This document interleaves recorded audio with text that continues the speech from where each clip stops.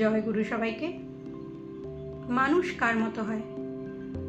মানুষ কি তার বাবা মায়ের মতো হয়, নাকি বড় হয়ে সে যে সঙ্গে মেশে সেই সঙ্গের থেকে সে গুণ লাভ করে?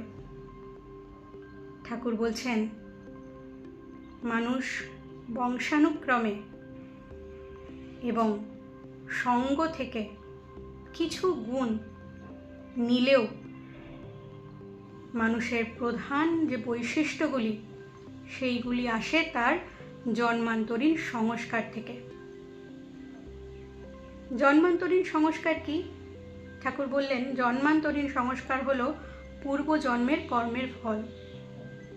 অর্থাৎ আমি বর্তমান যে জন্ম লাভ করেছি এবং এই জন্মে আমার মধ্যে যা যা বৈশিষ্ট্য আমার সামনের ব্যক্তিটি লক্ষ্য করেন, সমাজ দেখতে পায়, সেই বৈশিষ্ট্য, সেই গুণগুলি এসেছে আমার পূর্বজন্মের কর্মের ফল থেকে। পূর্বজন্মের কর্মগুলি থেকে আমার যে সংস্কার সঞ্চিত হয়েছে, সেই সংস্কারগুলি থেকেই বর্তমান জন্মে আমি আমার যাবতীয় বৈশিষ্ট্য লাভ করেছি, বা বলা যায় আমার প্রধান যে বৈশিষ্ট্যগুলি সেগুলি সেখান থেকেই এসেছে। অনেকে বলেন সন্তান পিতামাতার মতো হয়।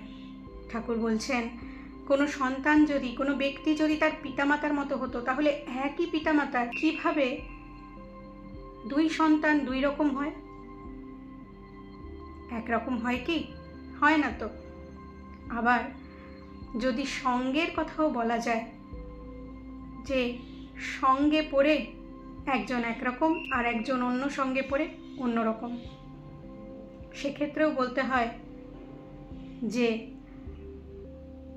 দুইটি সন্তান বিএ পাশ করলো এবং একজন গেল চাকরি করতে এবং একজন আধ্যাত্মিক পথ বেছে নিল।